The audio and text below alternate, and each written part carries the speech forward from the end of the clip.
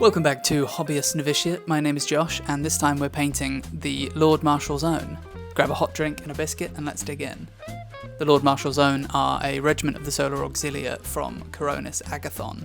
They're notable for being the Lord Marshal's own and fighting in many battles, especially the Battle of the Coronid Deeps.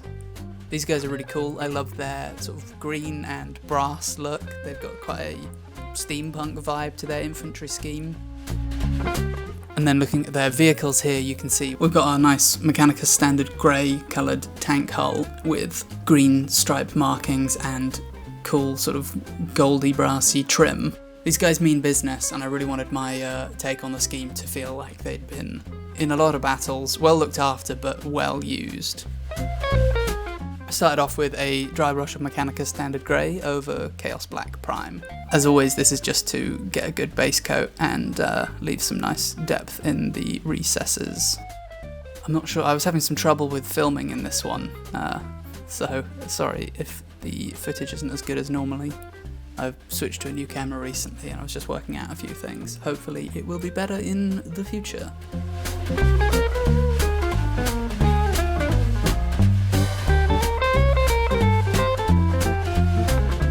Once I've done with that, I'm coming in with Dawnstone and just picking out the raised edges and the high spots, getting a bit of that gradient across the tank hull, simulating the lighting on the model. I do like Mechanicus Standard Grey actually. I don't often paint vehicles just using that, I often end up using something else, but it is a really nice colour, it looks really good. It's very Warhammer. This is the first, not mistake, but the first thing I did where I then sort of ended up changing it later. I started painting off the stripes with some Millitarum green. I kind of wanted them to feel like sort of military fatigue colour, give them a bit of that sort of desaturated green, but the contrast paint over the dark grey just didn't really stand out enough for my taste. It looks okay on camera actually, but to the eye it was quite hard to tell the difference between the grey and the green. There wasn't enough sort of contrast there.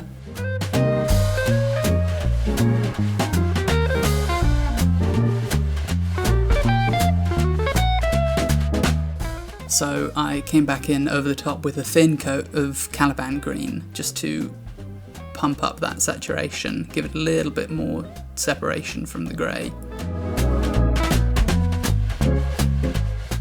I've painted just two nice thick stripes down the hull on this one, which is it's a look I really like actually. I kind of try and do slightly different markings on each tank as I paint them up for this series just to see what I enjoy, and the thick stripes is good fun.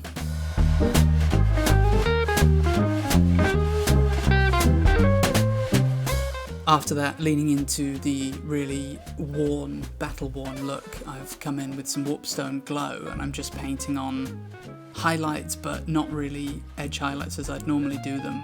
I'm really focusing on getting these to look like scratches and dings in the armour, so I'm sort of glazing on a bit of a first coat, and then coming back round, just with the tip of the brush, and building up lots of scratchy texture.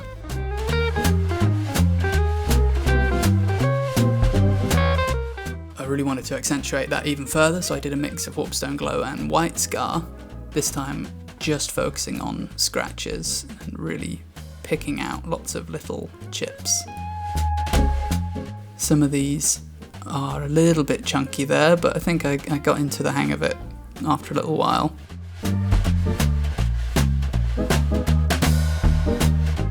To match that across the rest of the hull of the vehicle, I came back in with some Dawnstone across the grey bits. Because I dry brushed it over Mechanicus Standard Grey previously, it's still bright enough when I'm painting it on with the brush to stand out over the top of that, if that made any sense. Like when you're painting over the top of an airbrush layer, it's always going to look slightly different when you use a brush. So yeah, here just picking out loads of chips, scratches, giving the hull that grimy look.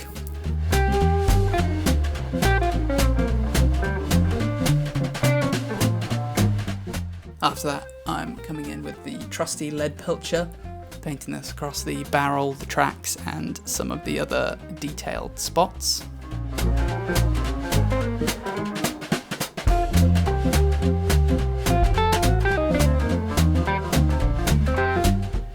you go. I think the key with getting it onto the tracks is to make sure you have the paint nice and thin so that it flows in there really easily. After that, it's trim time. I wanted a sort of cold gold brassy colour, so I'm using my beloved Runelord brass. This is one of my favourite metallic colours. I think it's just really nice. I gush about it all the time in videos and in person, so if you ever want to chat to me about Runelord brass, please do. So sometimes I paint minimal trim, but this time I wanted these to feel like they were the shit. These are the Lord Marshal's own, so I'm painting basically every bit of trim I can find. Really, really helping it all stand out. And then filmed in a completely different setup because I was doing this while we did the 48-hour Titan challenge. I came in with Agrax Earthshade over the Leadbelcher on the tracks, which I was hoping would just darken them, muddy them up a little bit, but without being too strong. In the end, it actually looked really, really similar to the Runelord brass, so I'm not sure that it worked for me. Maybe I should have just used Nuln Oil or mixed a bit of Nuln Oil with the Agrax Earthshade. Kind of just looks like two very, very similar brass colours, which is not what I was going for.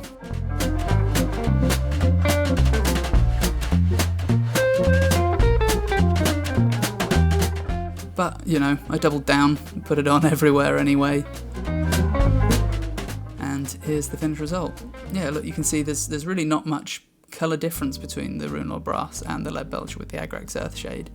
Overall, really pleased with this one. I don't think I'd paint an army like this with the level of detail I was trying to get in the weathering and the scratches. I think that would take too long and be too faffy. And it doesn't look that great. I think if I'd gone slightly more subtle with it, it might have looked better. But overall, I'm pretty pleased with this one. I think it's a cool scheme. I'm sure that there are lots of other ways to paint these guys, so maybe I'll have to have another experiment another time. I don't think I've nailed this definitively by any stretch. But yeah, I do like it. You can send us photos of the stuff you're painting in our Discord. We would love to see more of it. It's always nice to just get pictures of what people are working on and see what people are doing, so please feel free to do that if you'd like. And otherwise, I will see you next time.